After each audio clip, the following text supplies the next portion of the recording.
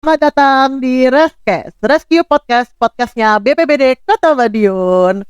Duh, ini udah lama sekali ya kita nggak siaran. Kali ini kita kedatangan kakak yang cantik sekali, dari DLH. Halo kakak, selamat datang. Halo juga. Senyumnya menggoda sekali. Gimana kabar? Alhamdulillah baik. Alhamdulillah, aduh katanya cantik sekali loh. Aku minder jadinya ini.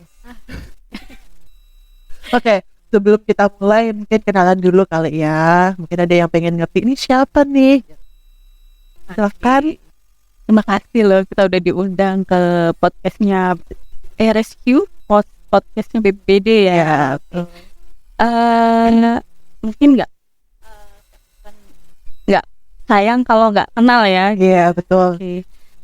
Kenalkan, saya Anita Yuli Mayasari dari Dinas Lingkungan Hidup Kota Madiun. Lebih tepatnya untuk menangani koordinator pencegahan pencemaran dan kerusakan lingkungan hidup di bidang pengendalian pencemaran dan kerusakan lingkungan hidup Dinas Lingkungan Hidup Kota Madiun. Oke, well. Manggilnya siapa nih? Kak siapa nih? Biasanya dipanggil Sayang. iya bener. Itu kan sama Ayang di rumah. Kan biasanya lebih ngetrennya saya dipanggil Mbak Acil ya. Mbak Acil. Iya. Kenapa tuh kok namanya Mbak Acil? Aduh, dulu Karena mungil gimana atau ya? gimana? Mungkin kali. Oke. Iya. Jadi ini manggilnya Kak Acil gitu aja ya? Iya. Biar lebih akrab gitu. Betul. Jadi nanti kita ngobrol aja biasa, nggak usah deg-degan. Oh iya. Karena nggak ada materi khusus kok sebenarnya. Jadi kita konsepnya nih kalau kakaknya mau mengeluarkan jokes ya silahkan. Jadi nggak usah terlalu kaku. Oke. Oke? Iya, terima kasih. Iya, oke. Jadi dari pengendalian pencemaran, betul ya. Nah itu sebenarnya topinya. Tapi ya topinya itu apa sih sebenarnya? Ya, namanya pengendalian pencemaran dan kerusakan lingkungan hidup ya. Berarti tugas kita itu ya jangan sampai terjadi pencemaran seperti itu. Jadi kita memitigasi. Jadi memitigasi terjadinya pencemaran dari beberapa sumber pencemar. Mungkin pencemaran air, pencemaran udara, bahkan pencemaran tanah. Banyak sih faktor-faktor yang menyebabkan pencemaran dan mungkin salah satu contohnya kalau pencemaran udara karena adanya gas buang kendaraan bermotor itu termasuk maksudnya pencemaran ya guys. Kemudian untuk pencemaran air permukaan itu kita bilang penyebabnya banyak ya dari kegiatan atau usaha atau industri. Limbah industri ya. Betul, yang ada di Kota Madiun ini. Nah, kegiatan atau usaha itu kan banyak dari berbagai sektor ya, dari mungkin di bidang pertanian, di bidang kimia, di bidang pariwisata seperti itu. Jadi semua sektor yang punya usaha atau kegiatan yang menghasilkan atau menimbulkan dampak terhadap lingkungan. Nah, dampak itu kan cukup banyak juga gitu. Jadi dampak bisa menyebabkan pencemaran air tadi ya dari limbah domestik misalnya. Mungkin kalau udara juga ada industri yang menyebabkan pencemaran udara juga. Mungkin yang menghasilkan cerobong seperti itu ya. Kita berupaya untuk menekan terjadinya pencemaran. Oh gitu ya, berarti gini. Bagaimana kita tahu atau ada nggak sih Kak, sebenarnya indikatornya yang membuat wilayah ini tuh adalah wilayah yang tercemar gitu, ada nggak indikatornya atau mungkin bagaimana kita sendiri bisa mengindikasikan bahwa wilayah itu adalah wilayah yang tercemar? Ada iya. Kita kan ada indeks kualitas namanya kalau IKLH ya, indeks kualitas lingkungan hidup nih. Itu ada indeks kualitas air dan indeks kualitas udara. Di situ nanti kita bisa melihat apakah kondisi di Kota Madiun ini tergolong terjadi pencemaran sedang, ringan, atau berat. Untuk caranya berdasarkan atau bagaimana cara mengaplikasikan kita selama ini melakukan pemantauan ya, terutama untuk udara, air, dan tanah. Kita ada pemantauannya. Jadi pemantauan terkait kualitas udara biasanya kita setiap 6 bulan sekali itu kita melakukan pemantauan kualitas udara ambien. Dengan metodenya ada passive sampler, ada metode Infinger-nya.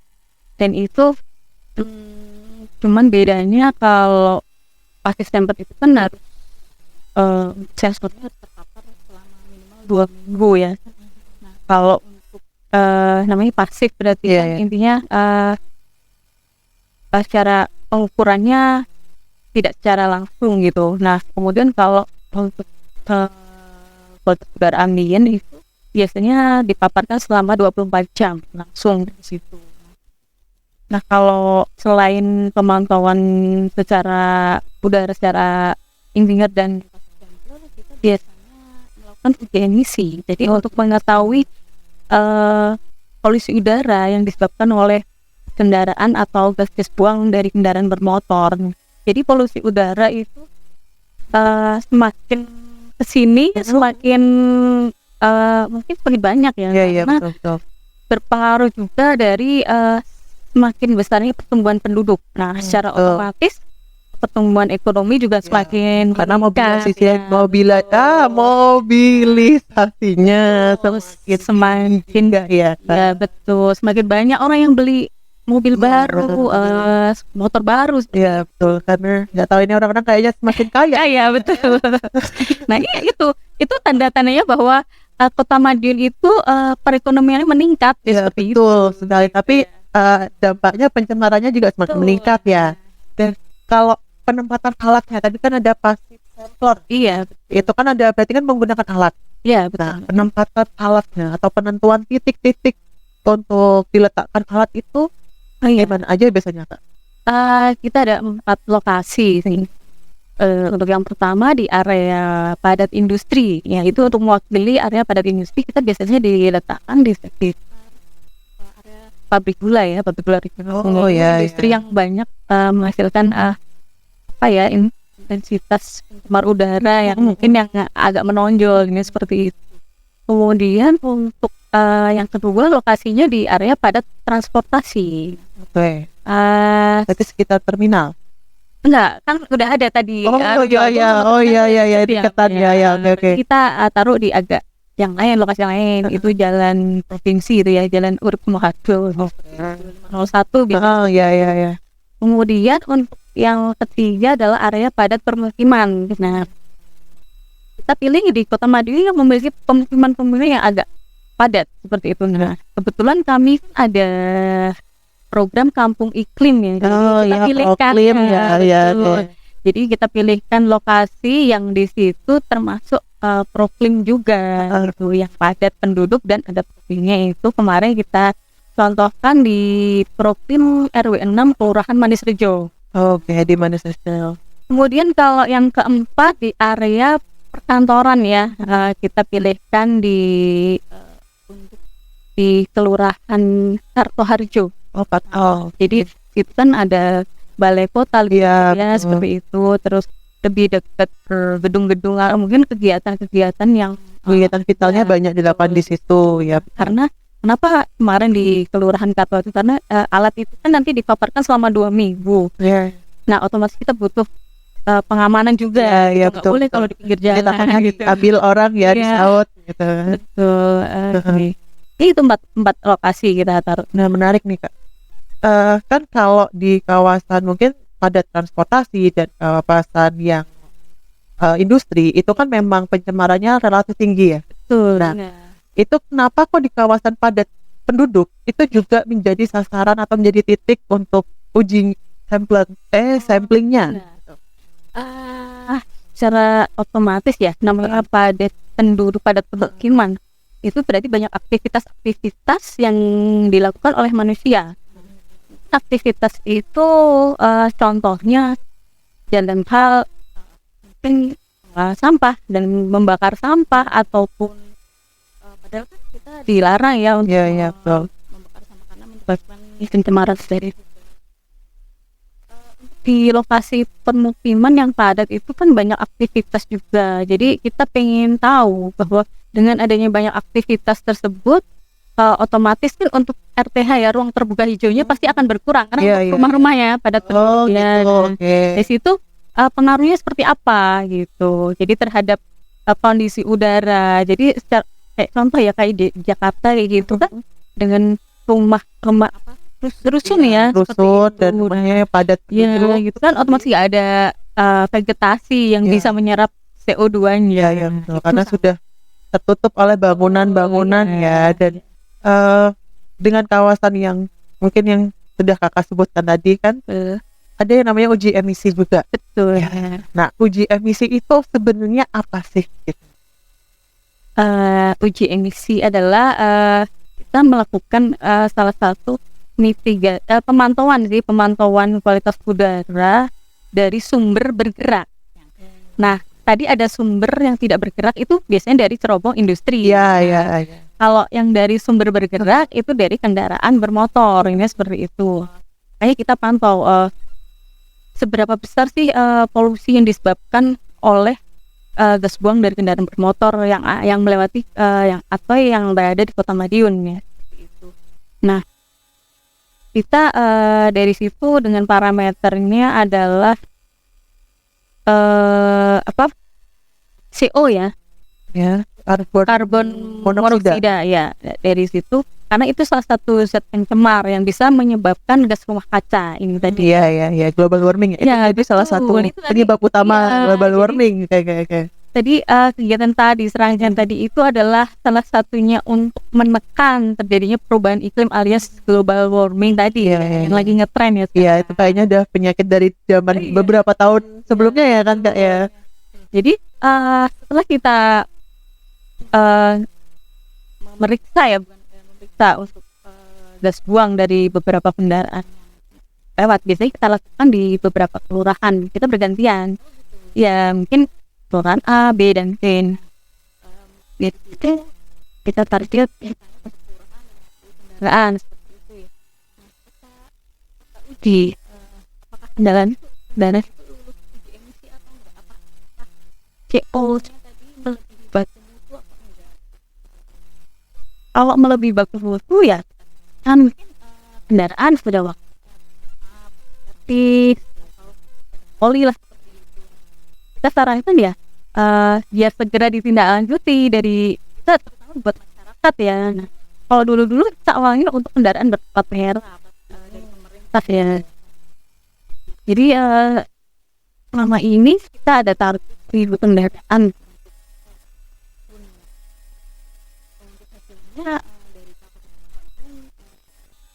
Yang tidak lolos uji emisi itu kan Berarti sudah baik ya teman-teman di pemerintahan Kota Madiun dan masyarakat Kota Madiun ini sudah mulai perhatian juga ya Kak ya sama kondisi lingkungan. tuh. Dan kalau dari penjabaran kakaknya berarti peningkatan emisi itu dikarenakan kendaraan yang mungkin jarang diservis, ya kan, jarang ganti oli juga ya kayak gitu. Nah, kan sekarang lagi musim kendaraan listrik. Oh Ya. Nah, itu apakah juga berpengaruh sama emisi yang ada di Kota Madiun? Ya, ini mungkin salah satu harapan bagi pemerintah Indonesia ya, mungkin ya, yang harapkan bahwa warga negara Indonesia itu sebaiknya bukan tidak membeli ya, bukan tidak boleh membeli ya, tapi lebih baik mengurangi tingkat emisi dari kendaraan. Makanya kita disarankan untuk menggunakan kendaraan yang ramah lingkungan. Nah, itulah yang ramah lingkungan adalah kendaraan listrik tadi. Cuman memang kita harus perlu membiasakan diri ya, karena memang ada kelemahannya. Mungkin Jumlah ya tempatnya betul itu kan kurang ya Kak ya, dan tidak segampang kalau kita cari bensin ya kan. Nah, itu mungkin jadi perhatian khusus juga ya buat pemerintah Kota Madiun biar membantu DLH dalam menekan emisi ya kan. Jadi kita pawai konvoy itu Iya, kendaraan ramah lingkungan gitu ya. Cocok tuh kan nanti BPBD diundang. Gitu. Iya, cocok. Jadi pengaman. Iya, itu jadi bisa mengurangi polusi yang ada di Kota Madiun ya. Sehingga kalau semakin berkurang ya, selain kita menggunakan kendaraan yang ramah lingkungan, diharapkan kita menggunakan transportasi umum itu juga solusi juga sih. Jadi mengurangi kendaraan pribadi lah ya, seperti betul. itu. Jadi daripada satu kendaraan satu orang, mending satu kendaraan untuk 5 orang gitu ya. Sehingga emisinya berkurang. Berarti cocok buat orang-orang yang suka nebeng. Oh iya, cocok. Gitu kan mengurangi sekali ya Kak ya. Nah, tapi kan kalau kita bicara masalah kendaraan umum, itu kan kendaraan umumnya juga ujung-ujungnya apa? Ojek online. Iya, Ya kan. yang namanya perkembangan teknologi ya. Semakin meningkatnya pertumbuhan ekonomi dan pertumbuhan penduduk, secara otomatis perkembangan teknologi juga meningkat ya. Karena untuk mengatasi masalah atau solusi hidup ya, mungkin seperti itu yang mempermudah lah. Kayaknya beban hidup enggak berkurang sendiri ya. Iya. Iya betul. Nah itu perlu dipikirkan dari pemerintah sendiri, menggerakkan atau membiasakan kita hidup yang lebih sehat. Kalau sebentar kita pergi nih Kak, jalan, kita bisa tahu bahwa udara di sini tercemar atau enggak itu gimana, kan kita nggak bisa merasakan ya Kak. Nah itu gimana kita bisa mendeteksi bahwa di sini udaranya jelek, tanpa harus ada alat ya. Iya. Nah, karena bisa. Jadi gini, untuk beberapa 10 tahun terakhir ini, mungkin beberapa tahun terakhir, kita pernah nggak sih merasakan kalau cuaca itu kadang tidak menentu. Nah, contoh semalam aja, semalam hujan ya, gitu. Padahal ini kan sudah masuk musim kemarau ya. Ini masih musim kemarau. Nah itu kadang tiba-tiba yang panas, terus malam dingin. Iya betul seperti itu. Nah, itu salah satu efek dari bencana juga ya, bencana yang jangka panjang ya. Karena itu masuk dari perubahan iklim tadi. Nah itu adalah salah satu dampak yang selama ini mungkin masyarakat yang tidak belum paham bahwa itu adalah salah satu dampak dari pola hidup kita yang selalu meremehkan atau tidak berpola hidup mencintai lingkungan, ini seperti itu. Jadi kan selain namanya secara kumulatif kita mendirikan beberapa industri yang bisa mencemari lingkungan. Pada akhirnya kan tanah dan air juga tercemar, sehingga kalau Madiun sih masih aman ya, maksudnya tidak seperti kota-kota besar yang mungkin airnya sudah nggak bisa dipakai untuk minum seperti itu. Nah kalau terkait udara, gimana kita tahu bahwa itu kotor apa enggak, ya itu mungkin banyak kita banyak merasakan sering terjadi flu atau bersin. Nah kadang pernah sih ya mbaknya kalau keluar pasti harus pakai sunscreen ya, karena jadinya flek hitam. Iya, nah itu salah satu kenapa secara otomatis kan pasti begitu, berarti kan udah tahu kalau udara di luar itu sangat kotor, dan sebagainya. UV yang memang ya betul kulit ya. Pendeteksiannya ya itu suhunya meningkat, tidak menentu pada tiba-tiba hujan. Nah, itu yang mungkin kita bisa rasakan lah secara ada kita mendeteksi. Jadi dengan merasakan. Iya. Nah terus gimana sih caranya Kak biar udara di sekitar kita itu jadi lebih bersih? Iya, biar lebih bersih ya. Pernah nggak pergi ke suatu tempat mungkin di pegunungan ya seperti itu udaranya masih segar ya. Nah, kita untuk mengurangi polusi udara itu ya banyak dilakukan untuk penanaman pohon, itu menambah atau mempertahankan vegetasi lah, ini seperti itu. Dan mungkin di pinggir jalan kalau bisa pohon-pohonnya itu jangan ditebang lah kalau selama tidak mengganggu, karena itu dapat menyerap atau mengurangi karbon. Selain itu banyaklah beberapa kita lakukan. Kita memang termasuk program yang dilakukan oleh Kementerian Hidup dan Kehutanan ya, terkait program kampung iklim. Nah, itu salah satu contoh atau upaya adaptasi dan mitigasi perubahan iklim. Jadi untuk menekan adanya perubahan iklim, salah satunya yaitu menekan CO2 yang ada di iklim. Karena CO2 itu adalah salah satu gas rumah kaca yang menyebabkan, yaitu pelaku utamanya. Betul, yang jahat sekali, ya kan. Nah, itu kan cocok untuk wilayah yang mungkin dia masih punya apa ya istilahnya, daerah RTH-nya, ya kan. Nah, tapi bagaimana dengan daerah-daerah yang kawasan yang padat penduduk, bahkan rumah aja wepet tidak ada celah sama sekali? Itu bagaimana solusinya untuk menciptakan udara yang segar? Ya, jadi kita ngomong kampung iklim. Ya, itu masuk kayaknya itu ya, langsung set. Nah, kampung iklim itu jadi selain rumah atau permukiman yang padat penduduk, mereka memang sudah melakukan atau pola hidup yang melestarikan lingkungan. Ya, walaupun rumah mereka padat penduduk, menanam, memanfaatkan lahan sedikit untuk penanaman, misalnya dengan cara hidroponik seperti itu. Jadi penanaman sayur yang tanpa menggunakan media tanah itu ya. Ya biasanya pakai pipa-pipa itu ya yang nempel-nempel di sini. Mungkin bisa budidaya ikan dalam ember. Nah, itu bawahnya ikan lele, biasanya atasnya kangkung.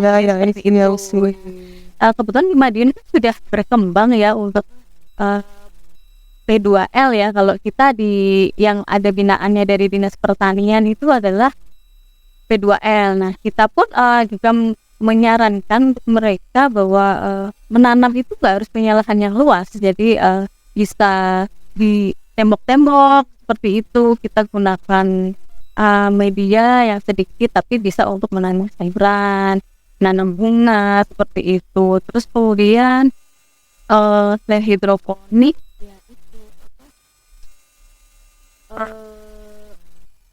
itu pembuatan. Jadi kita bagi rumah-rumah yang tidak punya lahan, misalnya rumah tingkat gitu ya, di rooftop di balkonnya itu bisa dipakai.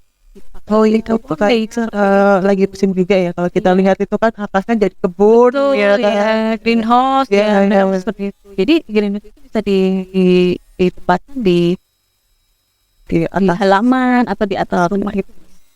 Nah, kalau di Kota Madiun sendiri sudah ada berapa kampung yang masuk dalam kegiatan Proklim? Total untuk tahun 2024 ada 30 kampung iklim. Oh, banyak. Iya. Berapa? Itu per RT atau gimana? Per RW. Oh, per RW. Iya. Minimal tingkatnya RW. Nah, itu gimana caranya menentukan bahwa oh ini cocok nih buat jadi membershipnya Proklim gitu. Sebenarnya kita nggak membuka pendaftaran ya nggak ada pendaftaran kami ada yang ingin. Iya, ya cuman kebetulan memang ya alhamdulillah sekali di Kota Madiun itu sudah banyak warga yang sudah sadar dalam pengelolaan lingkungannya seperti itu. Jadi kami dari DSH kan kita turun di lapangan, kita mensurvei ya beberapa lokasi, kemudian mereka bahkan ada yang datang sendiri ke kantor, maksudnya iya betul. Awalnya kita sosialisasi dulu sih Mbak, sosialisasi terkait program kampung iklim seperti itu. Kemudian mereka memang awam ya, apa sih program kampung iklim itu? Nah, kita jelaskan kampung iklim sebenarnya program yang diinisiasi oleh Kementerian Lingkungan Hidup dan Kehutanan terkait apa yang sudah dilakukan masyarakat terhadap untuk mengurangi gas rumah kaca tadi. Indikatornya ada kurang lebih 300 indikator seperti itu ya. Termasuk di dalamnya itu pengelolaan sampah juga. Ada mungkin untuk adaptasinya itu, upaya adaptasinya ada pengendalian banjir, longsor dan kekeringan itu ada, termasuk bencana juga ada gitu. Iya, bencana sih sebenarnya itu masuk bencana alam ya Kak. Betul ya. Terus setelah kita lihat lokasi, kemudian kita tentukan apakah indikator-indikator yang ada itu sudah masuk ke persyaratan ya. Kalau sudah ya kita adopsi gitu ini seperti itu. Tapi dengan catatan bahwa mereka sudah komitmen akan mengikuti program iklim. Selain itu, pemerintah Kota Madiun juga sudah memberikan ringgit bagi lokasi-lokasi yang bersedia menjadi kampung iklim ya seperti itu. Oh, ada itu yang hadirnya ya Kak. Wah, menyenangkan sekali. Ini mereka semangat melakukan pengelolaan terhadap lingkungan itu, mereka akan dengan ikhlas gitu. Jadi kita nggak memaksakan ke mereka nih. Bahkan kadang mereka punya banyak inovasi yang di luar dugaan kita gitu. Memang inovasi itu biasanya datang dari hal-hal yang tidak terduga ya Kak. Itu sebenarnya berapa lama sih Kak waktu yang DLH butuhkan untuk melakukan penilaian di satu wilayah itu sebelum ditentukan bahwa wah ini cocok nih jadi anak adopsi kita gitu. Jadi mungkin untuk perencanaan tahun depan ya 2025 yang nanti siapa yang akan dipilih atau diusulkan jadi kampung iklim ya, kita biasanya lakukan di sekitar bulan September. Kita sudah sosialisasi, jadi mengundang mereka. Jadi nggak mereka aja sih, jadi para pemangku yang di wilayah tersebut, lurah-lurah itu ya, lurah camat itu biasanya kita sosialisasikan, kita undang mana lokasi yang mau diusulkan. Jadi kita tawarkan dulu ke mereka. Terus kalau mereka menawarkan silahkan, alhamdulillah. Tapi kalau misalnya ada yang menawarkan diri dari pihak masyarakat, kita juga siap menerima. Nah setelah itu kita persiapan untuk program Kampung Iklim tahun 2025 di akhir tahun, biasanya akhir tahun sebelumnya. Nah jadi ketika awal tahun kita sudah siap gas gitu. Jadi preparationnya di akhir tahun, Iya betul. gaspolnya di awal tahun. Betul. Oke, dan apa sih yang dilakukan DLH ketika pembinaan? Tadi pembinaan ya? Pembinaan. Jadi saat kampungnya sudah terpilih, nah DLH ini pembinaannya seperti apa? Pembinaan selain secara materi ya, kita juga membina dalam hal proses sih. Jadi seandainya kita keterbatasan anggaran terhadap satgas ya, kita akan mengkoordinasikan atau mengkomunikasikan dengan OPD-OPD terkait. Jadi misalnya contoh di pertanian, di PTR, kemudian terkait dukungan satgas untuk persiapan proklin ya, seperti itu. Kalau dari daerah sendiri selain kita membina secara BIMTEK ya mungkin ya, dari kami membinanya mulai dari pengisian portofolio sampai verifikasi, kita dampingi semuanya. Nah boleh kita dampingin secara kita on the spot atau mereka kita undang seperti itu. Jadi kalau untuk dari OPD terkait paling support ini enggak ini sih. Kalau dari dia sendiri subclassnya biasanya ada hidroponik, kita support gitu. Ambula pot, ya, tanaman buah dalam pot gitu ya. Kemudian budi gambar gitu. Jadi setiap lokasi kita kasih lah intinya. Bahkan mereka setelah dapat ada berdeng, oh iya saya bisa bikin sendiri, oh silakan. Jadi diperbanyak sendiri. Lihat biopori, kita kasih juga biopori, inilah. Kemudian itu memanen air hujan. Jadi untuk antisipasi kekeringan. Iya, berarti air tanda hujan ya. Betul, itu kita kasih BIMTEK juga sih. Terus kemudian BIMTEK terkait pengelolaan sampah ya, sampah organik dan anorganik. Kita support untuk pendirian bank sampah. Jadi mereka dalam hal pengelolaan sampah mulai dari organik, anorganik, kita kasih binaan. Maksudnya kita kasih BIMTEK lah seperti itu. Nah, contohnya misal untuk bank sampah, ya, kalau bisa kami juga punya bank sampah ya. Kembali gitu. Kita Itu gimana sih Bu cara mengaktifkan bank sampah? Karena kita sudah lama, kita memang ada bank sampah tapi sudah tidak aktif ini seperti itu. Ya kita kasih berapa trik lah. Apa tuh triknya tuh? Mungkin bisa di-share juga. Barangkali ada yang pengen buka bank sampah secara mandiri kan ya Kak, kan nggak tahu ya kita. Jadi gini, sampah itu sebenarnya adalah uang. So, kita ngasih statement seperti itu. Jadi kenapa? Jadi Bapak Ibu jangan membuang sampah di kalau bisa TPA itu nggak ada sampah. Ya, kalau bisa berkurang gitu loh gitu.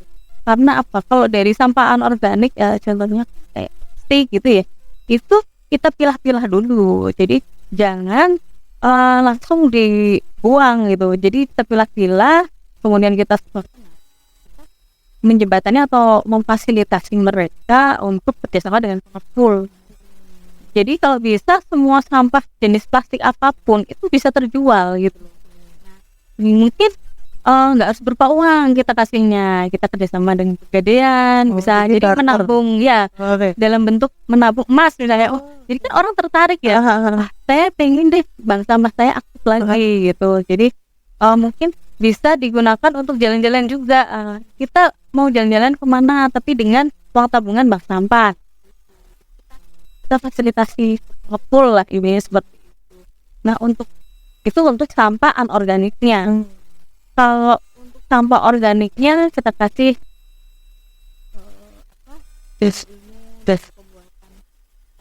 sampah organik itu contohnya kan sampah sayur ya, buah, betul, nasi ya. Itu kalau bisa dimanfaatkan, jangan sampai dibuang gitu loh, kan bisa dibuat kompos gitu. Plastiknya sisa kulit sayuran, buah-buahan seperti itu bisa digunakan bensin gitu, bisa dimanfaatkan untuk pemupukan cair untuk pestisida seperti itu. Nah kemudian selain itu kalau ada yang ingin inovasi terkait budidaya maggot, ulat itu ya untuk makan hewan tuh, burung dan segala macam tuh ya. Nah itu bisa kerjasama juga dengan ada kita di kampung ini inovasinya budidaya maggot ada. Ada di mana tuh Kak? Oke. Mungkin bisa bekerja sama dengan Madiun Lor. Saya setor dong untuk sampah organiknya untuk bisa rumah tangganya ke mereka gitu. Jadi sama-sama saling menguntungkan lah gitu. Nah kalau untuk ekoenzim saya rasa semuanya sudah bisa ya bikin sendiri. Karena ekoenzim itu sebenarnya banyak manfaatnya untuk mengurangi pencemaran air juga bisa gitu. Nah kalau selain itu kompos, kalau dari daun-daunan yang di rumahnya pohon ya, daripada daunnya dibakar, itu sering sayangnya terus ditimbun dibuatkan joglangan ataupun biopori, daun kita masukkan, terus kita kasih E4, kita tutup aja, udah kita biarkan berapa bulan, 2 minggu kayak gitu. Itu bisa jadi kompos media. Ini bisa tambah kotoran hewan gitu, bisa. Jadi sebenarnya banyak manfaat lah. Nah bisa juga untuk ternak. Kalau kita untuk ternak itu, jadi misalnya kita punya ayam ya, gimana caranya biar nggak bau, walaupun di perkotaan kita punya ayam, itu bawahnya atau alasnya ayam berpijak itu kita kasih sampah daun-daun gitu. Iya, itu justru menyerap bau. Iya betul. Nanti makanannya dari sisa-sisa kayak nasi, udah kita buang aja di situ, nanti kan dimakan sama ayam. Nah akhirnya tai ayamnya kan berceceran di situ juga. Nah, akan tercampur dengan sampah yang daun-daunan tadi. Nah kalau sudah beberapa lama, nanti kita isi sampah daunan yang baru yang tadi kita ambil. Itu nggak bau ya Kak? Enggak. Soalnya kalau saya tahu ya Kak ya, itu di beberapa daerah itu kalau ada peternakan ayam, bawahnya itu dikasihkan lele. Oh itu bisa sih. Kalau kita ya kan langsung dimakan gitu, cuman agak jorok ya. Nah kalau ini cara untuk mengurangi apa di dia tanah ya kalau kita punya ternak Iya. kalau nggak bau tap itu nanti yang atas kita kasih daun baru Oh, berlayer-layer gitu ya. kita ambil itu dia makanan sisa nasi Iya. kita buang di situ. Jadi sebenarnya kalau kita mau berdamai sama sampah, Iya. itu keuntungannya banyak banget ya Kak ya. Nah, Betul. dan menguntungkan sekali menghasilkan cuan. Iya, lumayan ya buat belanja. Ada loh yang jalan-jalan dari hasil tabungan bank sampah. Wah, iya terus. Iya benar. Berarti itu memang warganya concern banget ya Kak ya sama sampah, pengelolaan sampah. Kita contoh di Proklin RW 11 Kelurahan Taman itu udah konsep terhadap kemudian perumahan Gede Kencana itu sampahnya udah keren. Nah, Kinongo itu juga ya. Jadi mereka bahkan ketika ada tamu atau berkunjung studi banding itu souvenirnya Dari sampah. bisa dari sampah, bisa dari mungkin dari hasil 3R Oh ya. yang nggak bisa dijual mungkin mereka dibuat jadi apa produk-produk atau 3R kemudian dari tanaman mereka jadikan mereka sudah Inisiatif sendiri ya Kak ya, dan apresiasinya tinggi-tingginya ya buat mungkin DLH juga yang sudah menggalakkan kegiatan Proklim ini. Jadinya sampah di Kota Madiun itu tertekan kayak gitu ya. memang karena kita kan nggak mungkin ya Karena kan ya kita tahu sendiri lah luas wilayah Kota Madiun kan nggak seluas tetangga-tetangga ya Kak ya, cari tempat. Nah, terus itu tadi pelaksanaannya, kita sudah ke persiapan pelaksanaannya. Syarat monitoringnya seperti apa?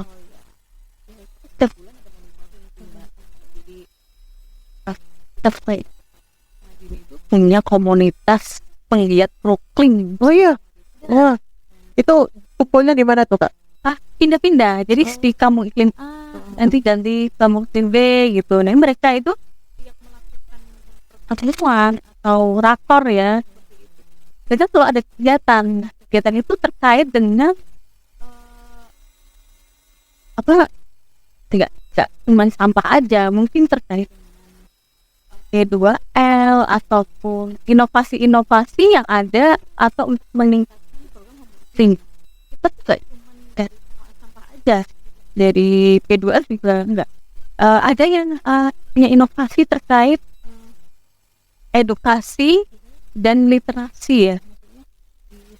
Kampung iklim kami ada terkait outdoor learning. Jadi kampung di situ ada untuk tempat pembelajaran dari mulai anak usia dini sampai usia dewasa. Jadi pembelajaran anak PAUD, TK seperti itu. Nah di situ apa yang ditawarkan paket-paket pembelajarannya ada paket menanam, terus kemudian ada paket pembuatan kompos.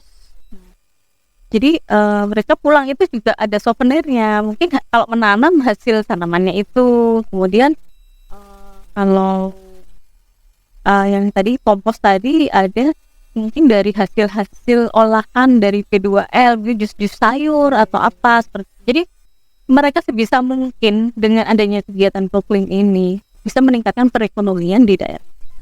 Malah jadi kawasan wisata sampah ya Kak ya, tapi sampahnya ini bermanfaat gitu ya kan. Oh iya, satu lagi Mbak, ada Apa tuh ekobrik itu? Kalau ekobrik berarti apa? Kayak batu bata gitu dari sampah atau gimana? jadi apa tarik ya? Jadi barang-barang misalnya kursi tempat duduk, meja seperti Oh iya, kalau kita pernah tahu mungkin kursi dari ban kayak gitu. bukan. Oh, beda. Beda. Jadi sampah dimasukkan ke botol aqua yang nantinya diregister nasional. Kita ada trainernya ekobrik di Kota Madiun itu dari Proklim RW 14 Kelurahan Manganol. Itu sudah tingkat nasional lah itu ya, seperti itu. Ya. Nah, jadi sampah-sampah nanti dimasukkan ke botol, tapi udah dicuci, udah kering, tapi dipotong-potong. Nah, sampai padat. Nah, setelah padat, mungkin kurang lebih beratnya berapa ya, 20 gram ya kayaknya. Itu nanti disusun jadi meja kan, jadi tempat duduk seperti itu. Jadi tidaknya itu biasanya dilakukan untuk edukasi bagi sekolah ya, biar mereka itu tahu tidak membuang sampah, misalnya bungkus makanan jajannya mereka biar tidak dibuang. Nah, mungkin dibawa pulang nanti dicuci gitu, masukkan botol sendiri. Nah, dekat Dan itu hasilnya diperjualbelikan atau sementara hanya jadi bahan belajar buat sendiri. Jadi minimal setidaknya kita nggak membuang sampah di TPA. tapi keren banget loh Kak, itu inovasinya di luar Nurul semua ya kan. Ya ini kita pun jadi pembina ya.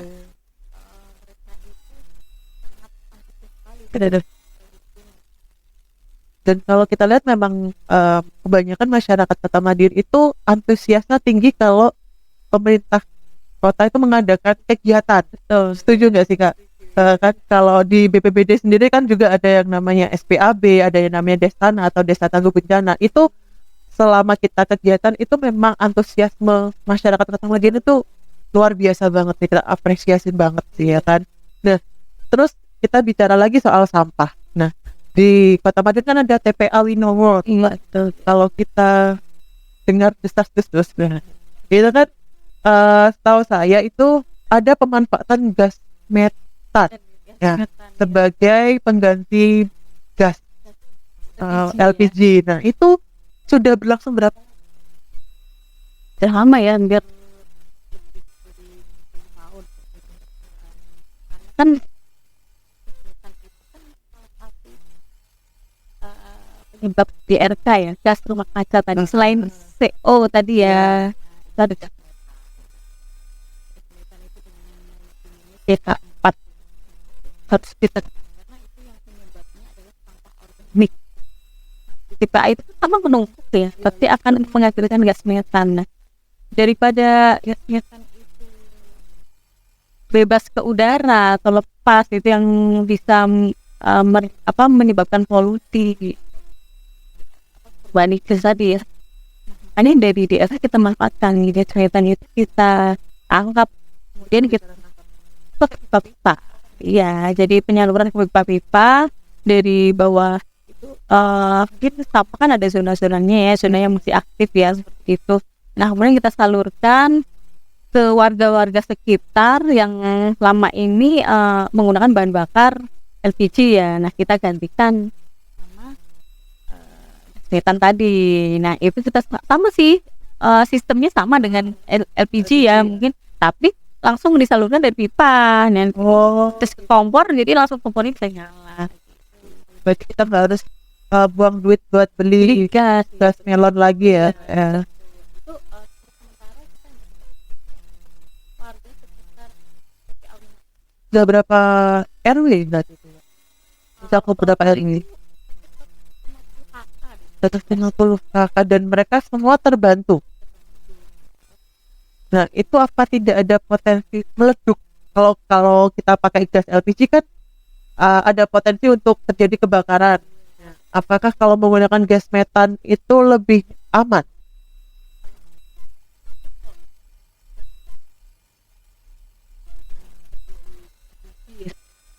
Jadi selama tidak bereaksi dengan udara, saya rasa tidak akan meledak. Jadi apapun gas yang nanti akan bereaksi dengan udara ya, oksigen ya, itu akan terjadi kebakaran.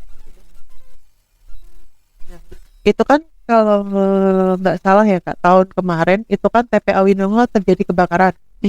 Nah, apakah itu akan juga mempengaruhi suplai gas metan ke warga?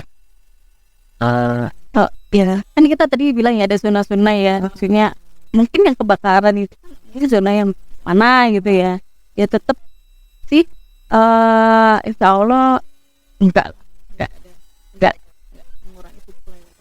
Ditarif atau enggak? Atau free? Oh, Free. Iya. terus kalau semisal orang di sana aku pengen juga dong, itu gimana? Bisa nggak sih Kak? Mungkin kita belum itu ya untuk terkait perpipaan ya, karena kalau jangkauannya terlalu jauh otomatis kan penyalurannya kita butuh perpipaan yang lebih panjang. Nah itu yang belum kita coba sih, karena semakin jauh itu takutnya ini dari tekanan udaranya itu kecil, jadi seperti itu. Mungkin kalau bisa ini catat masukan buat DLH juga ya, pengemasan dari gas metan di seperti tabung-tabung LPG seperti itu supaya bisa Nambah cuan juga ya Kak. gitu ya. Ya dong, dan juga kan lebih apa ya? Mungkin bisa dijangkau sama mungkin teman-teman yang ada di jauh dari TPA. Teknologinya dan itu menangkap itu ya, karena kan berbeda tekanan itu yang harus, kalau cuman mungkin diadakan ke pipa kan bisa ya, kita sudah lakukan, cuman untuk memasukkan ke tabung itu kayaknya butuh alatnya, baik pemindahan gas lah dengan tekanan yang berbeda itu kalau secara jadi harus butuh teknologi Kajian lah. ulang ya, ya. Jadi ya mungkin PR juga buat DLH biar Iya. siapa tahu nanti 10 tahun mendatang atau 5 tahun mendatang masyarakat Kota Madiun sudah nggak perlu beli LPG, pakai gas metan itu kan. Tapi saya rasa kalau misalnya sampahnya berkurang, saya rasa gas petani bukan berkurang. Iya, ini gimana nih? Import sampah gimana? Ya kalau bisa ya jangan ada sampah dan jangan ada gas metan. Itu karena kita seperti itu kan karena manfaatkan gas metan aja. Kalau sampah berkurang ya otomatis gas metan pasti berkurang. Nah, itu alhamdulillah berarti tidak ada Bersih ya Kota Madiun, nggak ada pencemaran apapun. Terus sampah-sampah yang ada di TPA itu kalau itu apa hanya ditimbun atau nanti sampah-sampah yang lama diapakan? landfill gitu ya, maksudnya yang sudah lama ya, semacam bukan ditimbun sih ya, jadi ya seperti itulah, bergantian lah intinya seperti itu. Nanti yang lama diambil diganti yang baru ya, seperti Diambil dibuang. itu biar bukan dibuang, jadi media. Iya, jadi media kompos Dan itu didistribusikan ya. teman-teman Toklip atau Biasanya gimana? enggak, selama ini ada yang minta ya kita kasih. Jadi tergantung permintaan. Dan sejauh ini di TPA Winanga apakah tidak ada penurunan volume sampah atau Bertambah turun ya Pak ya, tapi ya kita pelan-pelan lah, kalau itu kita nggak bisa serta merta di target. Mungkin harus dari ya dari hulu ke hilir. Hulunya yang nyumbang sampah tadi kan masyarakat ya, itu kita tekan dulu, jadi biar di sana nggak bertambah. Baru walaupun dengan kondisi seperti ini, dengan teknologi yang sangat tinggi pun, itu nggak akan gimana ya, menghabiskan biaya yang besar dengan kondisi yang timbul sampai seperti saat ini ya.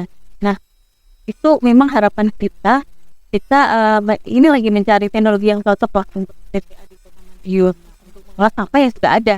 Tetapi dari hulu kita juga harus menekan sampah ya, makanya kita mengedukasi masyarakat supaya memilah sampah dan mengurangi sampahnya, tidak membuang ke TPA. Itu salah satu upaya dari menekan masyarakat itu ya, kita melakukan edukasi melalui program kampung iklim ataupun bahan-bahan. itu kan dari pencemaran udara dan tanah ya maksudnya ya. Kan Kota Madiun sendiri kan juga dialiri di sungai. Betul ya. Air. Ini banyak ya Kak pertanyaannya, dari tanah, udara, air, api, udah kayak avatar kita ya. Nah ini air. Air itu kan penting buat kita.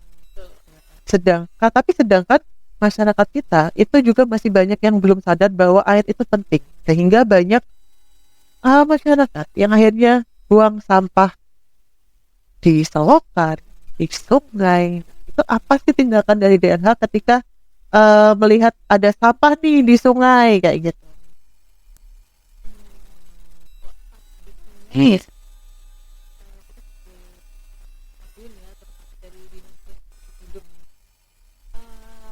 Sudah ada kegiatan atau pembersihan di sungai ya, dia bakti gitu ya. Apa yang namanya masyarakat ya kadang kan peringatan berupa edaran atau peraturan lah di situ yang isinya terkait undang-undangan atau sanksi bagi yang apa dan pasang masyarakat dulu tidak membuang dari pinjal juga BAB juga karena apa ya itu juga sangat mengaruhi kualitas air sungai. Kalau air sungai jelek, air tanah juga berpengaruh kan ya Kak ya. Nah, apakah itu sudah efektif sejauh ini? Sudah mengupayakan sih. Ya, kalau sama udah agak berkurang. Kalau BAB kan di arsitek. Iya. baru dibangun di mana tuh Kak? Di dekatnya TPA. Oh, sebelah. Itu salah satu mitigasi dari pemerintah terkait limbah pinjai dan semoga dengan nanti ada di PLT itu bisa meningkatkan atau mengurangi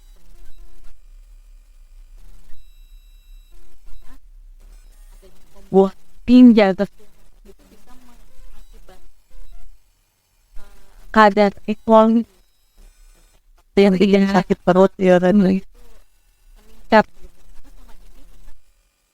cek ya air kita air badan air gitu kita lihat parameter ekologi tinggi lah Iya, dan itu berbahaya berarti Kak. Masuk berbahaya nggak sih? ya bisa dikatakan berbahaya kalau jumlahnya memang sangat-sangat melebihi baku mutu karena itu bisa menyebabkan kalau bakteri bisa aja bakteri ya ataupun diare.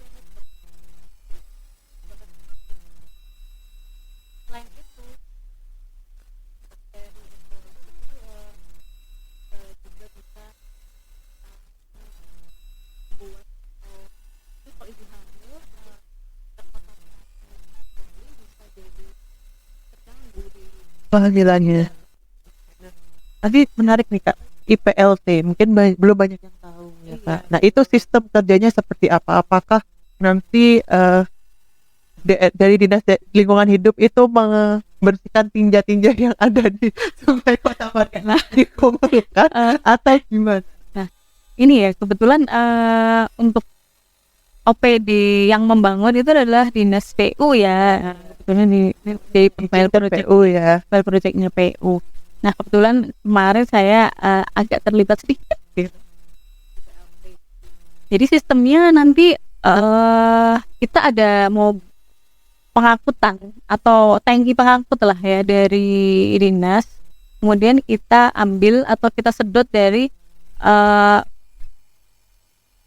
toilet-toilet dari masyarakat. Misalnya yang sudah penuh ya, misal kita ambil contoh perkantoran dulu lah ini seperti itu. Mungkin dari balai kota itu kan pasti ada ya untuk limbah domestiknya yang terkait dengan BAB itu pasti ada lah ya. Nah nanti mungkin kita rutin jadi kita ambil, kita sedot dengan pakai tangki, Jadi sedot tinja, ya, program sedot tinja gratis. tuh sedot tinja kita ambil, kita bawa ke IPLT, nah itu baru diolah Jadi sistemnya kita sedot. Hasil olahannya berapa Pak? Nah, namanya tinja kan pasti ada cair dan padat ya itu. Ini jangan ditinggalkan waktu makan ya, tolong. Jadi gini, kita nggak usah fisik lah ya. Ini memang betul lah, intinya gini. Tinja itu kan teksturnya kalau sudah lama pasti cair ya, seperti itu, dan itu sudah warnanya udah hitam seperti ini. Nah itu nanti akan kita pisahkan dari padatan dan cairannya. Jadi yang cair kita netralkan, kemudian yang padatannya kita keringkan, kalau bisa dimanfaatkan kembali untuk kompos. Kita tujuannya begitu. Jadi semua kalau bisa nggak dibuang. Jadi mengatasi masalah sama masalah, jangan mengatasi masalah loh. Nah ini buat apa lagi? Nah itu Masalah dengan masalah. gitu. Jadi untuk cairannya kita olah sehingga airnya bisa dimanfaatkan kembali, minimal untuk penyiraman lah, ini seperti itu. Jadi kalau nyiram taman-taman kota ya paling nggak harus pakai air keran bersih ya. Jadi kita manfaatkan dari air hasil pengolahan tinja untuk penyiraman ya, minimal di sekitar lah ini ya, seperti itu ya. Jadi kita nggak membuang air hasil olahan itu cuma-cuma. Kalau bisa kita harus manfaatkan kembali gitu. Untuk padatannya kita kan yang namanya tinja kan kandungannya A, B, C, D ya, macam ya kan. Kita harus mikir gimana caranya dari padatan itu kita manfaatkan kembali untuk kompos. Jadi bagaimana caranya sampah ini berguna buat kita ya kan ya. Back to nature ya tadi ya. Lagi booming kan ya kan. Nah itu kapan kira-kira beroperasi? Kalau pembangunannya sih sudah dimulai ya. Kalau masalah operasinya ya kita tunggu dari OPD terkait nanti. Ya semoga bisa segera direalisasikan ya Kak ya, karena kayaknya itu sangat membantu pemerintah Kota Madiun juga ya kan untuk menekan jumlah limbah tinja. Jadi dan juga ya tinja, tapi enggak juga Bisa kolaps? Enggak bisa dong. Oh nggak bisa. Kan mereka nanti boleh buangnya jangan ke sungai, ke IPLT. Nah, maksud saya gitu, kolapsnya gitu. Jadi mereka dapat cuan tuh ya kan, tapi hasil dia nyedot balik lagi ke kota. Ya itu tergantung bagaimana pemerintah untuk mewadahi. Mungkin dia nyedotnya berapa, bayar retribusinya berapa, jangan sampai rugi lah. Ya. Pokoknya harus menguntungkan kalau bisa. Jadi semuanya itu dapat manfaatnya, masyarakat dapat manfaatnya berupa bersih lingkungannya, terus pengusaha juga dapat cuan, kita juga dapat apa ya, istilahnya sumber daya ya kan ya. Nah, terus itu tadi sebenarnya kan limbah banyak. Iya nggak selesai sampai besok ini kayaknya ya. Nah yang terakhir nih Kak, limbah B3 biasanya hasil dari rumah sakit yang berbahaya. Nah kan jarang disentil. Betul, karena memang kita tidak boleh, kita dilarang untuk melakukan pengolahan limbah B3 itu kecuali kita yang punya izin gitu. Jadi limbah B3 tadi itu kita hanya punya kewajiban mengumpulkan, kemudian menyetorkan ke pihak ketiga khusus pengolahan limbah B3 yang sudah memiliki izin dari Kementerian Lingkungan Hidup. Ini seperti itu. B3 ini. Jadi untuk rumah sakit untuk limbah B3-nya disendirikan. Nah, bagi rumah sakit yang mungkin sudah punya insinerator ya, pembakaran sendiri, itu boleh, silakan yang itu dihancurkan, dimusnahkan di situ. Dan dicatatkan bahwa insineratornya itu udah sesuai dengan aturan lah, punya izin praktek udara, ini seperti itu, persediaan teknis udara ya. Nah, kalau bagi yang tidak punya insinerator atau tidak bisa mengolah sendiri, memang nggak boleh ya, itu harus kerjasama dengan pihak ketiga. Biasanya yang sudah banyak dipakai oleh kementerian itu namanya PPLI, pengolah limbah B3 itu. Kalau di Jawa Timur berarti di setiap provinsi satu ada ya. Jadi kita nggak boleh mengolah limbah B3 itu nggak boleh, karena harus izinnya itu sangat ribet dan memang harus khusus B3 karena itu memang sangat berbahaya. Namanya juga B3, bahan berbahaya dan beracun gitu ya. Jadi mekanismenya dari rumah sakit gitu untuk melaporkan limbah B3-nya ke DLH gitu. Ya, laporan aja jumlahnya berapa, terus MOU-nya dengan siapa, seperti itu. Jadi harus jelas gitu. Dan pengambilannya setiap berapa bulan sekali, ini seperti itu. Di situ biasanya ada sih dilampirkan ada manifest. Manifest itu adalah karakteristiknya limbahnya apa aja.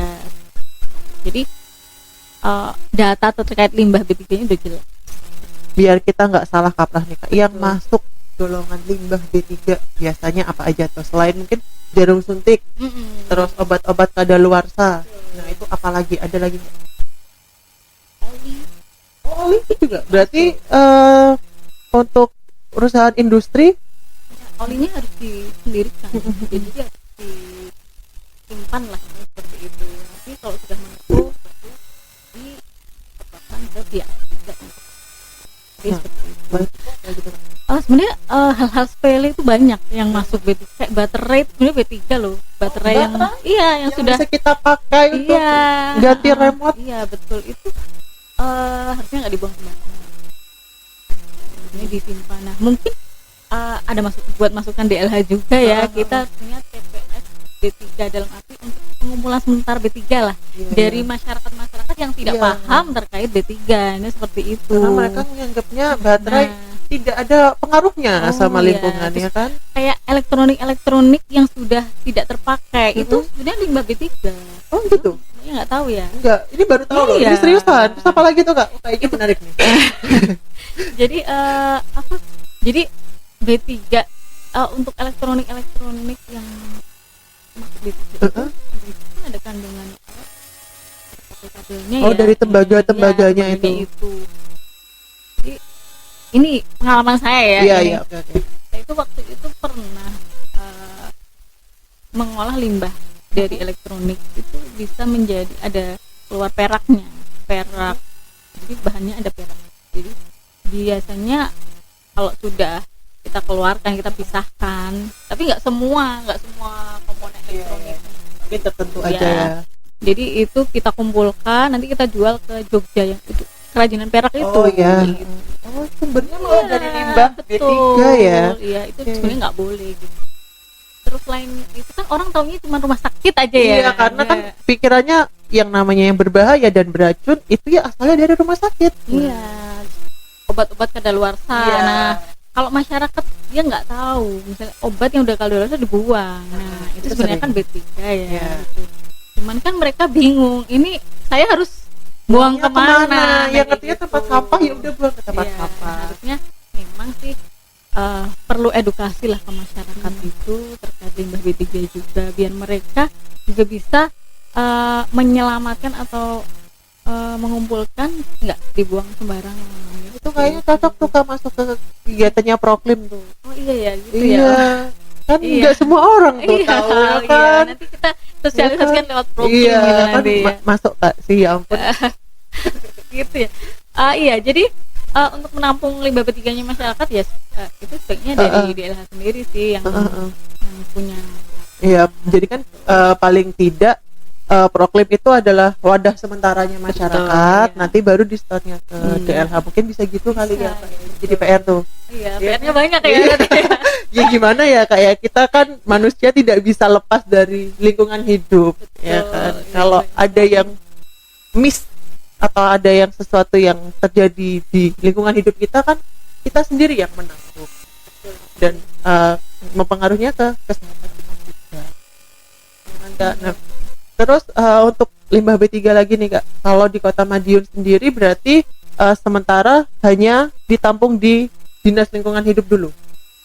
Kalau selama ini sih di masing-masing yang punya usaha kegiatan, misalnya rumah sakit ya di rumah sakit, selama ini seperti itu. Nah mungkin nanti jadi saran masukan lah buat DLH juga, selain kita mengidentifikasi mana aja sih yang menghasilkan limbah B3. Nah mungkin kan yang teridentifikasi hanyalah yang punya usaha atau industri ya seperti itu. Nah dari masyarakat sendiri kan kadang juga ada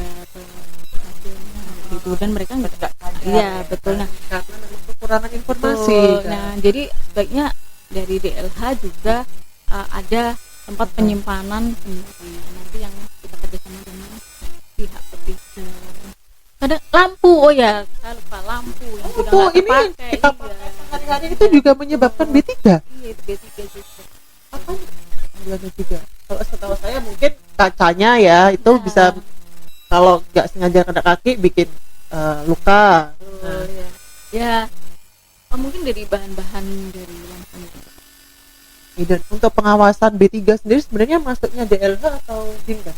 DLH kalau ada bidang khusus bidang B3 aja.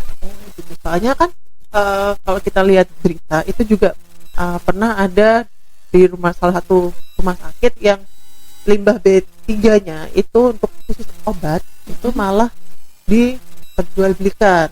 Nah, Itu sebenarnya masuk ranahnya siapa gitu, karena kan itu kan di dinas maksud saya kan di rumah sakit, dan rumah sakit itu kan sebenarnya pengawasan dari dinas kesehatan betul.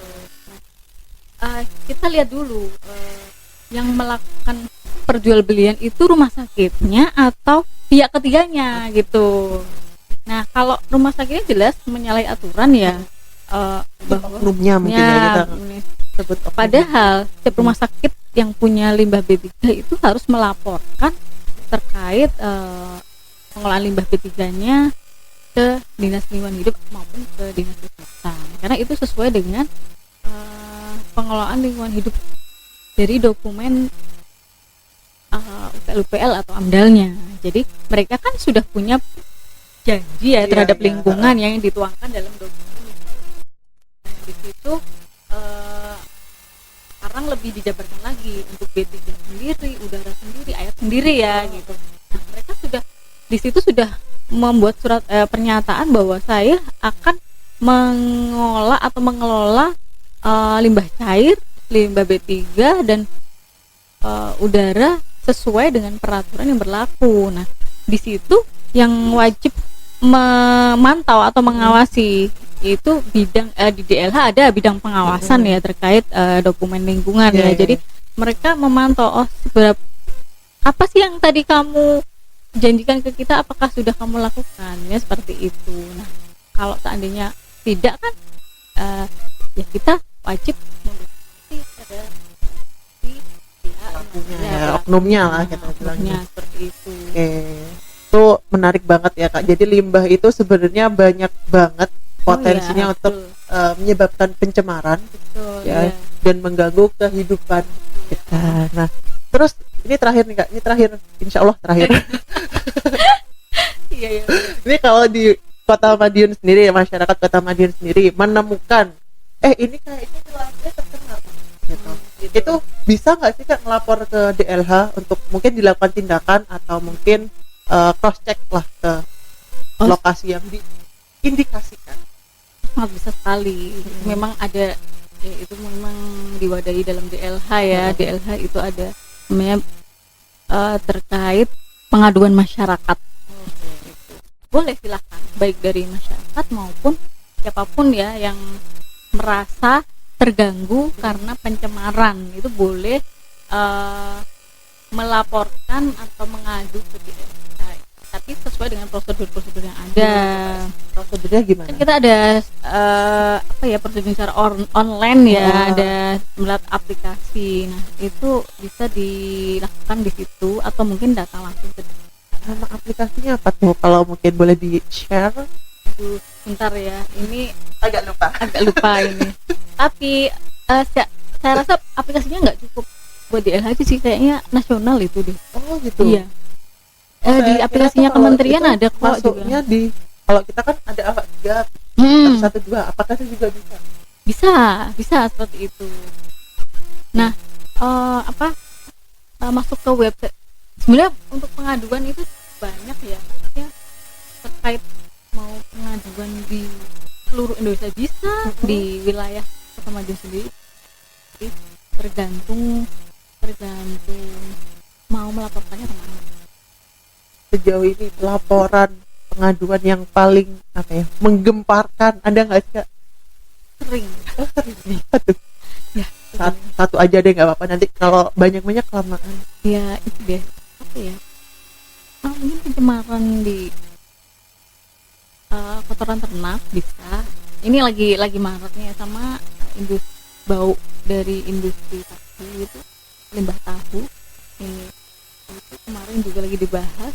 Kemudian biasalah kalau pencemaran dari pabrik gula ya, yang itu karena sudah- ya sudah udah bertahun-tahun betul kayaknya ya. ya. Nah kalau dari peternakan sapi katanya sih bau gitu ya Mbak ya, maksudnya Ya, di ya. sekitarnya. Ya memang itu haknya warga lah ya untuk Hidup dengan aman dan yang bersih. ya mereka mungkin merasa terganggu dengan kan ada ternak sapi Iya, ya. iya. Jadi kita selesaikan sih, kita mediasi secara keluarga. Dan hasilnya gimana tuh, Kak? Ya hasilnya kalau bisa dua-duanya damai. Enggak, itu sapinya dipindah atau gimana? Nah itu sapi itu kan sudah bersih ya, Iya, sapinya iya. juga masuk ke klinik kecantikan juga ya. Kalah ya kita ya Bun, ya Allah. Terus Ya gimana ya, sebenarnya kalau menurut saya sih itu bukan peternakan sapi, dia hanyalah pelihara bukan pelihara juga. Jadi dia kayak semacam apa ya, yang itu loh Mbak, jual kayak misalnya pas kurban dia cuma mendatangkan, ya, habis itu langsung kan momentum dijual. Ya, gitu aja doang ya. sih. Jadi nggak memelihara dari kecil Iya, sampai iya, besar iya. kemudian juga Tapi enggak. itu juga mengganggu sih, Kak. Iya kan? sih memang, cuman kemarin sih dari hasil mediasinya bahwa sebenarnya kami juga sudah melakukan pencucian gitu loh, kita bahwa ini nggak bau. Nah kita kan harus pembuktian ke sana gitu, jadi dari petugasnya, dari tim-timnya kita harus meng-cross check itu tetap. Nanti setelah di cross check kita temukan, kita mediasi secara keluarga gimana seperti ini sampai ketemu nanti hasil yang membahagia ya. Gitu ya. Betul. Oke. Iya. Udah panjang ini kayaknya, sudah berapa jam kita ini? Oke, mungkin dari Kak Acil sendiri ada pesan dan apa ya, mungkin kalau dibilang perintah juga bukan perintah ya, Iya. mungkin ada saran lah buat masyarakat Kota Madiun untuk bagaimana sih cara kita untuk hidup lebih berdamai lagi dengan sampah dan bisa memanfaatkan sampah dengan lebih baik lagi. Iya, betul. Ya, karena kan sebenarnya semuanya itu akibat ulah manusia ya sebenarnya. Jadi dengan adanya fenomena perubahan iklim yang mungkin banyak masyarakat belum paham ya, bahwa terjadinya bencana yang disebabkan oleh cuaca yang ekstrim seperti ini masuk bencana juga ya Mbak ya. Kita harus sadar diri dan mawas diri bahwa semua yang terjadi saat ini itu adalah ulah kita juga sebelumnya. Makanya kita harus berdamai dengan alam bumi ya. Jadi bumi yang memberikan kita hidup, ya kita harus mengembalikan. Ibaratnya kita jangan sampai melukai lah kalau kita tidak mau dilukai, ini seperti itu. Jadi kalau slogan kita lindungi bumi kita seperti kita melindungi diri kita sendiri lah. Ya, sesuai dengan salam bumi pasti lestari, ya, seperti itu ya slogan kita aja. Jadi kalau kamu tidak mau dilukai, ya jangan sampai melukai. Termasuk bumi itu sesuai dengan hadis juga dalam Al-Quran bahwa bencana itu memang penyebabnya kita juga. Iya, jadi kita harus gimana caranya kita merawat bumi ya, seperti itu, kembali ke kita berdamai dengan. Jadi bisa diambil kesimpulan bahwa bencana yang mungkin terjadi saat ini itu semuanya balik lagi ke kita. Jadi kita tidak hanya take and give sama alam, tapi give and give ya Kak ya. Iya. Keren banget kata-kata hari ini. Iya. Keren ya. Ya, jadi dari apa yang sudah kita obrolin itu, jadi intinya kalaupun kita menghasilkan limbah, paling tidak kita juga harus tahu cara untuk menanggulangi limbahnya itu agar tidak Iya, jadi tercemar gitu ya kan. impactnya kalau bisa jangan terlalu berbahaya gitu ya. Iya kan, iya kan, dan jangan sampai merugikan masyarakat lain. Betul. Jadi Itu yang penting. kita yang menghasilkan limbah ya kita juga yang harus mengembalikan ke Ya betul banget. Jadi kalau bisa, kalau kita mau tahu dan mau cari tahu celahnya dalam mengolah limbah, itu malah justru menguntungkan kita ya kak ya. betul. Sudah menghasilkan uang, kita jadi lebih sehat ya kan. Terus juga apa namanya, kita juga punya kemampuan dalam mengolah sampah itu sendiri, dan yang nggak semua orang kayaknya ya mengolah sampah. Jadi kalau memang mereka nggak benar-benar concern sama sampah, kayaknya mereka menganggap bahwa ya sampah adalah sampah. Sampah betul. Yang penting bukan sama masyarakat ya. Oh iya jangan. Ya kalau sama masyarakat susah diolah itu. Oh iya, ada satu lagi yang lagi gitu.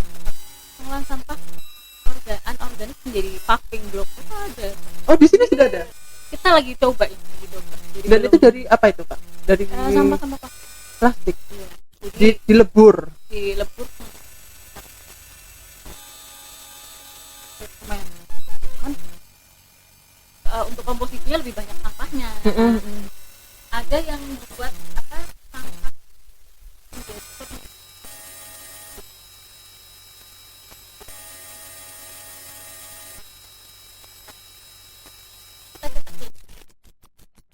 lembaran-lembaran ya Kayak triplek gitu ya. tapi teksturnya ada kayak botol plastik. Jadi teksturnya bukan ada- tekstur kayu, iya. tapi tekstur plastik. Betul. Dan itu lagi dikembangkan di Di Proklim. Proklim. Kan gitu. Oke. Kita lagi ya,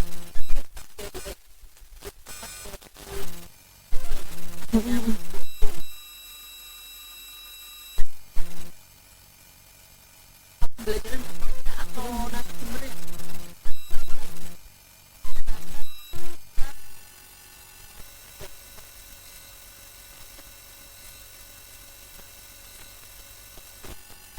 Kita perlu studi banding ya. Iya. Kan sih kak, itu sebenarnya kan inovasi-inovasi kayak gitu memang yang dibutuhkan ya kak ya, karena kita tahu sendiri sumber daya yang dari alam itu kan juga semakin lama semakin habis kalau kita nggak pandai memanfaatkan kan. Gitu. Wah itu keren banget sih kak, ya ampun. Aku baru tahu loh, jujur untuk kayak limbah B3 tadi, terus pemanfaatan sampah yang bisa digunakan bahkan bisa jadi furnitur, itu baru tahu sih kak.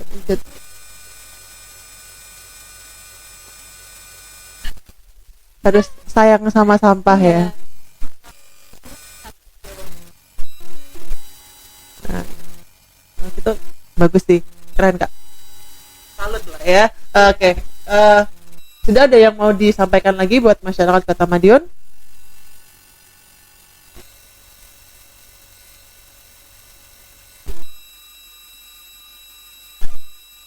Yang lagi saya bilang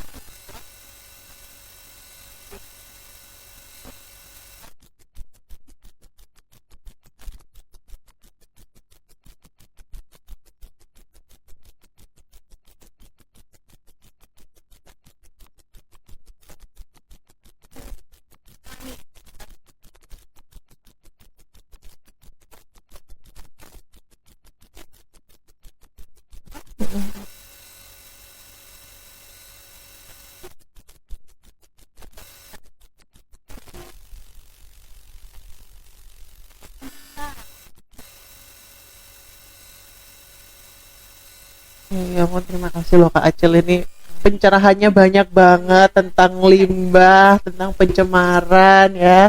Jangan kapok ya diundang ke sini lagi ya. Oh boleh, nanti mau siapa nih? Ada lagi yang menarik gak dari DLH ini? apa ya? Banyak ya. Banyak lah kalau tentang lingkungan itu. Karena nggak akan habis ya Kak bicara tentang lingkungan, karena kita sendiri hidup itu membutuhkan dan berdampingan sekali dengan lingkungan. Jadi paling tidak bagaimana cara kita untuk mencintai alam, ya kan? Mencintai apa yang telah kita buang dan memanfaatkannya dengan sebaik. Oke. Jadi itu tadi podcast kita, ya, pembicaraan kita tentang limbah, tentang pencemaran yang banyak banget. Ya ini kayaknya 1 jam lebih durasinya ya kak ya. Nggak sadar ya. Nah, mungkin buat masyarakat Kota Madiun yang mungkin menemukan atau melihat atau merasakan sesuatu yang tercemar bisa langsung konsultasi ke DLH. Oke, itu tadi sekian dari podcast kita kali ini. Salam tangguh, salam kemanusiaan, dan sampai jumpa.